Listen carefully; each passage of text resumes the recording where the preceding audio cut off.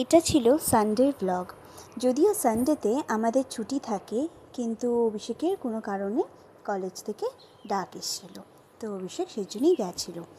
তো আমি আর ইনকা বিকেলবেলায়, ওয়েদারটা খুব ভালো ছিল, তো এখানে না প্রচুর রকমের পাখি দেখতে পাওয়া যায়। তো আমি ইনকাকে নিয়ে এসেছিলাম পাখি দেখাতে। দেখতে দেখতেই দেখলাম অভিষেকের কাজটা মিটে গেছে, চলে এসছে তাড়াতাড়ি। তো এসে পরে ও দেখছে যে আমিও রেডি, ইনকাও রেডি, তো বলল চলো ঘুরে আসি। তো আমরা গেছিলাম একটু এই সামনেই বেরোতে।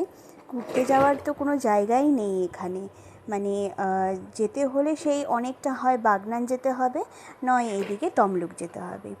তো যাই হোক, আমরা একটু ছোটোখাটো শপিং করতে, উইন্ডো শপিংই বলা যেতে পারে, করতে আমরা একটু স্মার্ট পয়েন্টের দিকে গেছিলাম। জানো তো, আগে যখন গাড়িতে যেতাম না, তখন ইনকা চুপ করে বসে বাইরে দিয়ে জিনিসপত্র দেখতো, গাড়ি দেখতো, কিন্তু এখন ও এত দুষ্টু করে যে আমি সামনের সিটে বসতেই পারি না, আমাকে পেছনে বসতে হয়। তাই অনেক দিন পরেই আমি সামনের সিটে বসলাম। আমরা স্মার্ট পয়েন্টে ঢুকেই কিছু টুকিনাকি শপিং করছিলাম, আর ইনকা এটাকে ভাবছে যে ও যদি এরকম করে নড়ে তাহলে এটা গাড়ির মতন চলবে, তাই ও ওরকম নড়ছে।